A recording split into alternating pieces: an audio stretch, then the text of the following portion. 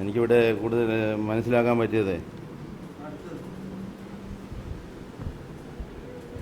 ഭാരം ചുമക്കുന്നവരും അധ്വാനിക്കുന്നവരും എൻ്റെ അടുക്കൽ വരുവാനെ കൊണ്ട് കർത്താവ് പറഞ്ഞപ്പോൾ ഞാൻ ഉദ്ദേശിച്ചത് നമ്മുടെ ഈ നാട്ടിലുള്ള അധ്വാനവും ഈ ഭാരവും കുടുംബഭാരവും കടഭാരവും രോഗഭാരവും ഇങ്ങനെയൊക്കെ ഉള്ളവരെ ആയിരിക്കാം കർത്താവ് വിളിച്ചത് എന്നായിരുന്നു.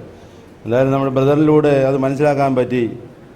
ഈ നിയമം നടപ്പിലാക്കാനും അതുമൂലമുള്ള പാപങ്ങളും വേദനകളും ഉള്ളവർ കർത്താവിൻ്റെ അടുക്കിലേക്ക് വരിക എന്നതാണ് ആ പറഞ്ഞു തന്നത്. ഒരു വലിയ ഒരിതാണ്. അതുപോലെ തന്നെ ഈ ദൈവനീതി കരുണയുടെ ആ മൂർധന്യ ഭാവത്തിൽ എത്തുന്നതാണ് ദൈവനീതിയെന്ന് ബ്രദർ പറഞ്ഞതിലൂടെയാണ് അത് മനസ്സിലാക്കിയത്. കരുണയെന്ന് പറഞ്ഞു കഴിഞ്ഞാൽ ഞാൻ ഉദ്ദേശിച്ച് വെച്ചിരുന്നത് അർഹമല്ലാത്തത് കിട്ടുന്നത് എന്തോ അതാണ് കരുണ.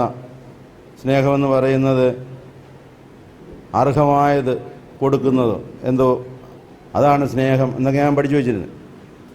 എന്നാൽ അതിലും കൂടുതലായിട്ട് നമ്മൾ പഠിക്കാനെ കൊണ്ട് ഉണ്ട് എന്നുള്ളത് ഒരു ബോധ്യമായി. ഇപ്പം ആ ദൈവ ജ്ഞാനം ഉള്ളിലേക്ക് വരുന്നൊന്നെ അതിനെ വിവേചിച്ചറിയാനെ കൊണ്ട് നമ്മുടെ മനസ്സ് ഇങ്ങനെ കൂടുതൽ ആഴത്തിലേക്ക് പോകുമോ എന്നിപ്പം കുറച്ചുകൂടെ മനസ്സിലാക്കി. സാധാരണ നമ്മൾ ഈ ലോകത്തിലൊക്കെ കേൾക്കുന്നത് പോലുള്ള ആ രീതി അല്ല നമ്മുടെ ബൈബിളിൽ.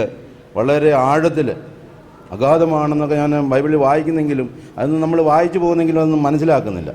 സാധാരണ നമ്മൾ ഒരു യാത്ര ചെയ്യുമ്പം തന്നെയും സൈഡിലോട്ടൊക്കെ നോക്കുമെങ്കിലും അവിടെയുള്ള കാഴ്ചകളൊന്നും നമ്മൾ മനസ്സിലാക്കുന്നില്ല. ആരെങ്കിലും ചോദിക്കും നിങ്ങൾ അവിടെ പോയിട്ട് എന്താ കണ്ട്, അയ്യോ അത് കണ്ടില്ല, ഞാൻ അതിലേക്ക് നോക്കിയായിരുന്നു എന്ന് പറയുന്നത് പോലെ നമ്മുടെ ബൈബിൾ വായിച്ച് നമ്മൾ വെറുതെ എന്നും ഇങ്ങനെ വായിച്ചു പോകുന്നതേ ഉള്ളൂ. ആഴത്തിൽ അതിനകത്ത് എന്തുണ്ട് എന്ന് നമ്മൾ മനസ്സിലാക്കുന്നില്ല. ഇതുപോലെ ബ്രദറും ഇതുപോലുള്ള നമ്മുടെ നല്ല ധ്യാനം ഒക്കെ ഉണ്ടെങ്കിൽ മാത്രമേ ഇത് മനസ്സിലാക്കാൻ പറ്റൂ എന്ന് ദൈവനാമത്തിനകത്തുണ്ടായി.